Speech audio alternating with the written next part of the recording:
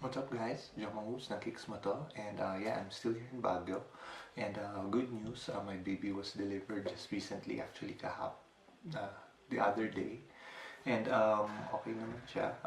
She's very healthy and I'm very thankful, and I'm thanking God for the blessing. So with that, as mentioned, nandito pa ako sa Baguio, but I was able to get a hold of a pair of kicks na marami sa inyo yung nagre-request. Actually, hindi ko binalak masyado na review sana to, but I'm actually glad I did because it's actually a performance beast. It's a well-performing shoe, and it's actually below yung mga standard na nakikita nating prices ngayon sa market. So without ado, let's take a look at the Jordan Ultrafly 2. So I was able to do a little rounds in it, and it's definitely a good performing sneaker. So let's go to the review. Okay, as usual, let's start with the traction. Traction is actually very solid. Kung makita nyo, multi-directional yung pattern niya, and napaka-grippy niya talaga. Actually, both on indoor and outdoor courts. If you can see here, may black areas tayo dito. Yan. Ito. Tsaka yan. Yung rubber nitong black areas, medyo mas matigas siya compared dun sa white na area. It actually feels different on these ends, but overall yung traction niya maganda at nagko-complement tong mas hard na rubber dito sa softer na rubber sa labas. The thing is, if you're going to use these outdoors, mukhang mas madaling mapupudpud tong white na areas dahil mas malambot siya compared dito sa black. So hopefully if they do an outdoor shoe nito, same yung compound or yung material ng Ultra Out ng shoe, but definitely the pattern works well. Minimum wiping required dahil medyo malalim yung grooves or yung pattern natin, and then dito sa black parts, they actually perform or grip better than yung white parts natin sa any kind of court condition actually. So very good traction, and mag-enjoy kayo dito, and this traction is something that won't fail you no matter what court condition you're playing in. Okay, for our cushion, we do have a front and back Zoom Air setup. So nakita niyo dyan, basically it's a may Zoom Air units dito tsaka dito sa likod. So that's one in the heel and one in the forefoot, basically encased in Phylon. So Phylon tong buong to. So yung Zoom units niya ay top loaded, so you can definitely feel it, especially yung nasa forefoot. Yung sa forefoot, ka-shape niya to halos tong black na area na to, yung kung familiar kayo sa shape ng Zoom. So ito yung nagko-cover ng whole forefoot area ninyo. Sa back naman, it's just a small hexagon unit. So actually, hindi mo siya mafe-feel unless talagang mag-land ka or tumapak ka ng matigas sa heel mo, which usually doesn't really happen when you're playing basketball. But the thing with this is it's actually adequate enough, may enough response and cushioning siya, and it's actually a setup that I like kasi minsan yung full length na setup minsan hindi siya ganun ka-responsive. So it's actually a good setup and great bang for your buck. Natutuwa ako. Actually, I can do without yung heel na cushion natin, but at least meron pa rin siya, diba? So yun, very good setup. Actually, for me, it should be the basic setup for most Zoom Air shoes na pang basketball, and it definitely will not disappoint you. Okay, for our materials naman, it has a one booty construction. It actually got its design cues from the Air Jordan 15. Kung makita nyo tong part na to, tong part ng tongue na to. So, sobrang similar yung design niya. The thing with this, it's a one booty construction with a lot of padding sa loob, with synthetic materials, and then meron tayong fuse overlay dito. It actually wraps around the entire shoe to provide support and also durability. So kahit na fuse siya, malambot pa rin naman siya. And the thing is, hindi lang siya magkakaroon ng masyadong stretch. So, yung sizing nyo, I would have to recommend na i-try nyo siya sa store. But generally, good build yung shoe. Very, very durable siya. And the only thing na siguro irereklamo ko na lang just to say something is yung ventilation. Unfortunately, ventilation might be an issue for you, especially for those na gusto medyo ventilated yung shoes ninyo. So, basically, everything is actually good.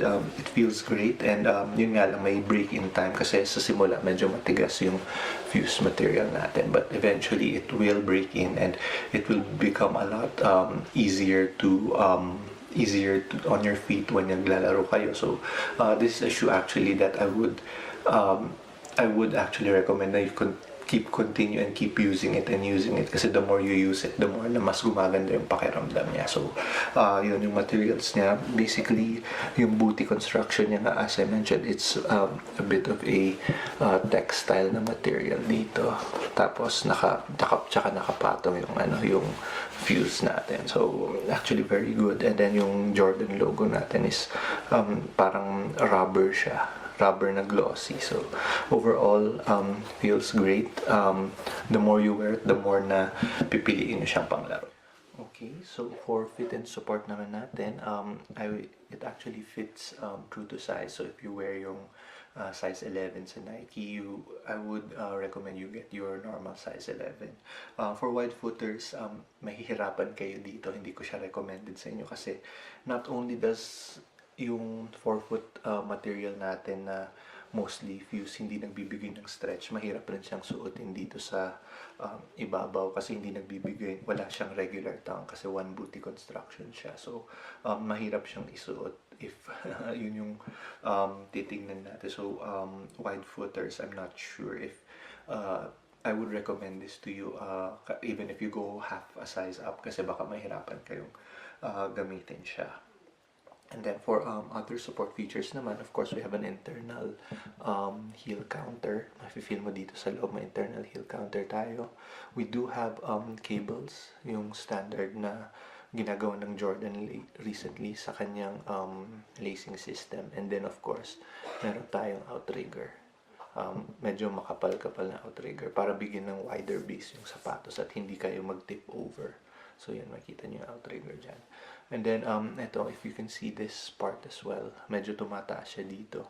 This also helps contain yung paa niyo sa footbed para hindi siya mag-slide off sa footbed to reduce yung instances na matatapilok or magkaka-ankle roll kayo. So, basically, good support feature siya. Everything is pretty much average and basic and everything that you need is there. I would say that this is a baller's shoe talaga kasi it's the kind of shoe na hindi mo naman kokolektahin but something that you would often put in your gym bag tuwing maglalaro kayo. So, a very decent pair of shoes and something that I know you guys will actually enjoy. Alright guys, so that's our review for the Jordan Ultrafly 2. Alam ko medyo late yung review ko kasi hindi ko talaga siya binalak, but since a lot of you guys requested for it, we did a review. The good thing about these kicks is that it's actually practically everywhere from Toby's, even Athlete's Foot had a couple of pairs nung lumabas siya, so Titan din, Nike. So the thing with this is marami rin siyang colorways, and if you're going to look for a pair now, you can find some between 20 to 40% off. The retail is actually at 6,595 pesos. So if you find a pair around 30 to 40 off, you will be paying somewhere between 3,900 to around 4,200 plus. So somewhere between that. So yun yung maganda sa kanya ngayon, and it's still fairly abundant.